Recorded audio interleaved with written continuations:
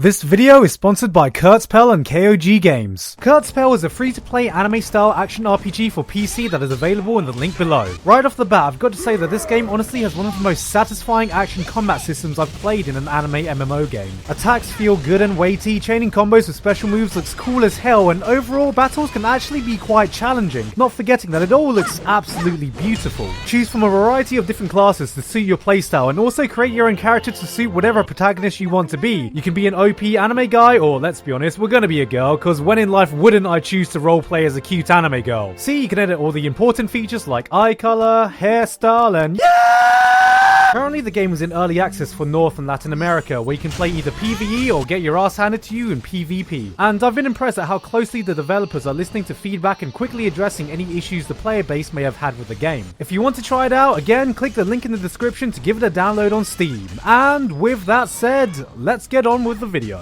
There's a concept I feel has died as of late within our community, one that used to be a standard part of getting into the medium, and that is the idea around classic anime. Anime that defined their generation and pioneered the landscape you see today. It used to be mandatory to at least go back and watch a handful of them, but nowadays not only is there less obligation to get yourself cultured by watching these shows, I also kind of feel like no matter how great any new anime coming out is, there's nothing that really sticks out to me that we could call a modern classic. I offhandedly mentioned in my Best of Anime 2018 video that despite how great I thought last year was, it had zero classics, which is more my way of describing that no matter how good any show was, it seemed to lack a sense of impact and longevity that a lot of greater years of anime had. But it certainly sparked an unintentional debate in the comment section about what exactly a classic even is and whether it's too early to judge. So today I wanted to really dig in on that exact topic, what's lacking today, and really remind everyone why they were important in the first place. So there's a lot of different things I want to unpack in this video, so without further ado, let's just jump into it. What makes a classic? FM. I don't think I need to state that the exact parameters of what defines a classic is entirely subjective and probably different for every person.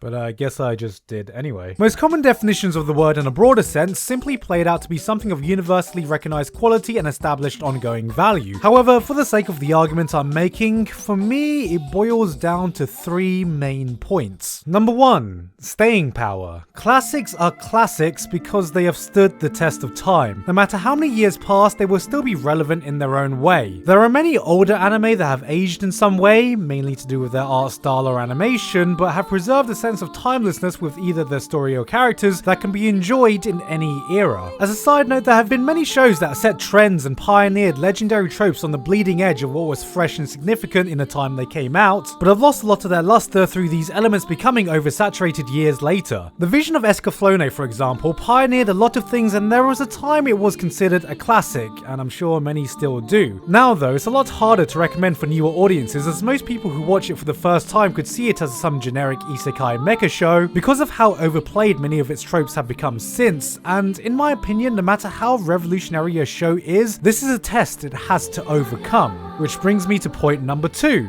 Impact. I feel there needs to be a level of impact and influence because logically it must have been able to impact in its own time in order for it to be remembered. And this goes in two ways: an impact on the anime industry itself that influences future titles and the landscape of anime, or an impact on anime pop culture and the general audience of the time. I don't think I need to clarify what kind of impact anime like Neon Genesis Evangelion or Akira had, but I could talk about more recent anime that had a profound impact on anime pop culture. If I shouted the phrase, "and this is to go even further beyond," or just "who the hell do you think I am?" how many of you would immediately know what I'm talking about? Some classics I feel only has an impact on the industry, some on pop culture, and some doing both. But I think it's important because if an anime hits every other category but isn't that popular or widely influential, in my opinion it's closer to a cult classic. And finally, number three. Quality. The term classic surely implies that there would be a certain level of quality or critical acclaim behind it. You can have something that's remained relevant for years and is also widely influential, as you would see with a lot of gateway anime, but unless there's a general agreed consensus that is up to a certain level of high standards, people won't take it seriously. I think the best example of this is the Sword Art Online franchise, which is still way more relevant than arguably any other anime that came out in the same year, and undoubtedly has had the popularity to back it up while influencing the landscape of modern anime. But would anyone actually call this a classic? Now, with these points in mind, how many, if any, could you apply all three criteria to an anime today? To me, it's the feeling of a modern classic that's been missing from anime recently, and I don't want you to get the impression that that means anime has gotten worse. Quite the opposite, in fact. I think it's better than it's ever been, and that might actually be it. Never before has such a wide variety of high-quality anime been available to us in a constant drip feed of seasonal content, never giving us a moment's rest. We've been spoiled for choice, and it kind of shows when I think this spring season is kind of weak just because it only has 2 shows I'm super hyped for, and 5 shows I think are pretty good. Get out of here! What do you mean I'm not literally spending every free moment trying to keep up with shows worth watching like the last 2 seasons? Oh god, what a fucking failure of a season! While there are less shows pioneering new things, which is understandable considering how old this medium is right now, I think the average quality and very certainly the quantity of choice has gone up. But that's the thing.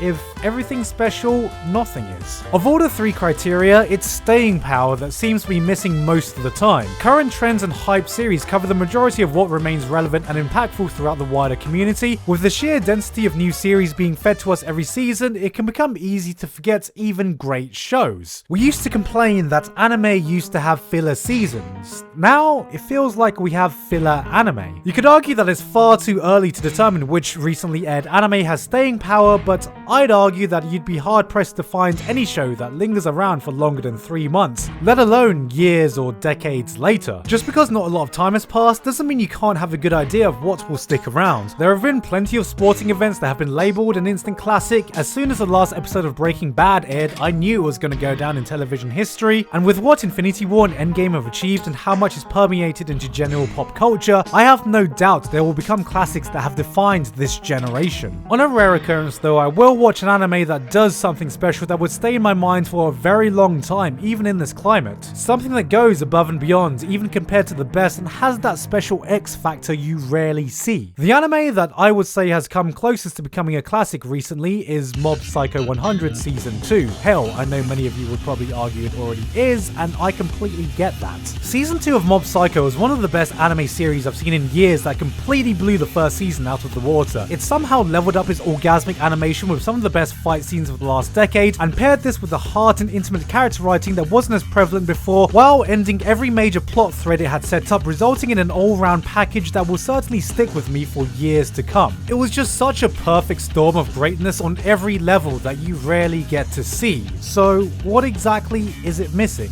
Well, it's precisely because it's a season 2. As much of a masterpiece as I think it was, a lot of people dropped off after season 1, which is to be expected in the fast-paced seasonal anime cycle and an over 2-year gap between seasons. Even I had trouble remembering everything the first season left off at, and I'm sure this killed off a lot of the potential wide-scale impact it could have had. I have no doubt that if it was one long season, or even if the gap was shorter, it would have permeated the community much deeper than it did, but as it stands, it wasn't even the most popular show of its own season. There was more discussion around Shield Hero, more fresh hype around Promised Neverland, and more memes around Kaguya-sama. This, I think, perfectly illustrates why it's so hard for anime today to get a sense of longevity. Right now, anime has become too segmented to have the same influence, and the community moves too fast to have the same staying power it used to. I'm sure it's still possible, it's just much harder. It has to be able to stand out from the dozens of anime it competes with every season. It has to be given a long enough runtime to have a lasting impact without big breaks if it's broken up into seasons. It has to be easily accessible on a streaming platform that the community will collectively access, and on top of that, it has to be,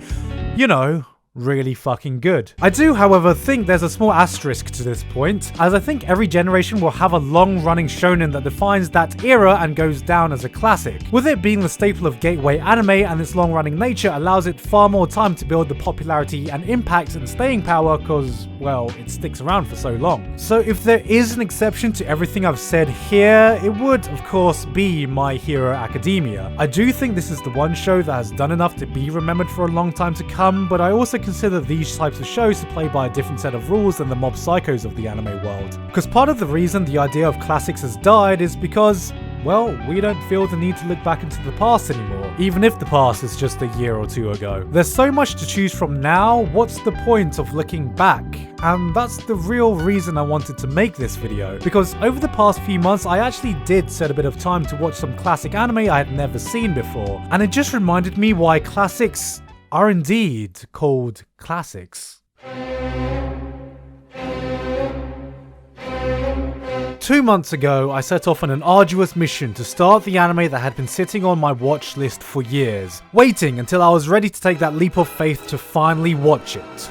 Legend of the Galactic Heroes. It was an undertaking that was as intimidating as the reputation that preceded it. A classic so highly spoken of, it's literally been memed to death by many people, myself included, as the one show that's been put up on the highest pedestal. Anime won't be the same once you watch Legends of the Galactic Heroes, they said. And with this all in mind, what I found was exactly what I had expected.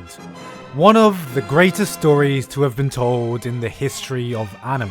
A tale so grand, no other anime even comes close to the scale, depth and density of the saga told here. A production that took almost 10 years to complete, contained in a whopping 110 episodes for a one-of-a-kind experience you can't find anywhere else in this medium. It's not the kind of fast-paced, instant gratification anime more common today, but a full-length epic you gradually immerse yourself into. With a show like this, you can get so caught up in its reputation that it can be easy to forget how and why it got its reputation in the first place. Through this, it reminded me why there used to be this big notion that you should go out and watch the classics. Not just because it was a great show, there are plenty of great shows that are coming out right now, but because it's a unique experience from anything you can find today. There's a reason the classics have survived the passage of time. They might have pioneered something, they might have left a deep impression on the audience of their time, but most importantly, it's because throughout the years that came after, nothing came along that was able to replace them.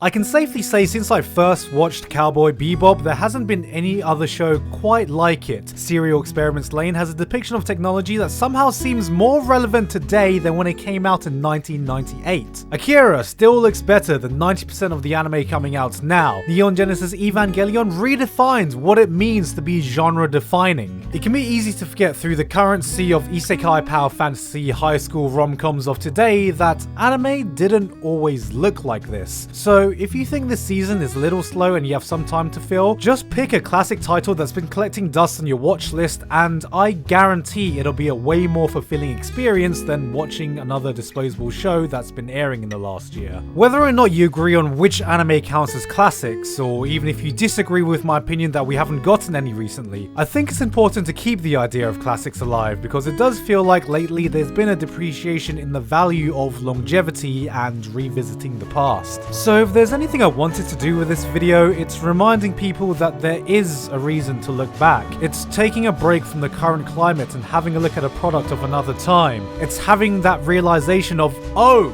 this is what everyone was talking about. It's experiencing a show that has done something to deserve to be remembered, because one of the saddest things I think could happen to classics is for them to be forgotten. Hey guys, hope you enjoyed that video. Again, I want to thank Kurtzpel and KOG Games for sponsoring this video. If you liked what I showed and want to give it a go, then just click on the link below to download it. Also, thank you very much to BDD in Your Life, Robert Hamilton, Walt O, Supreme Saiyan, Nicholas Tatum, Michael from my Patreon Discord for letting me use one of his lines in this video. There, Michael, there's your free shout out. And everyone else on my Patreon for helping to support me for this month and making this video possible. Not many updates today. By the time this video comes out, I'll probably be in America or Ireland just traveling around. So yeah, I'll just leave it at that. I've been Gigguk and I'll see you all next time.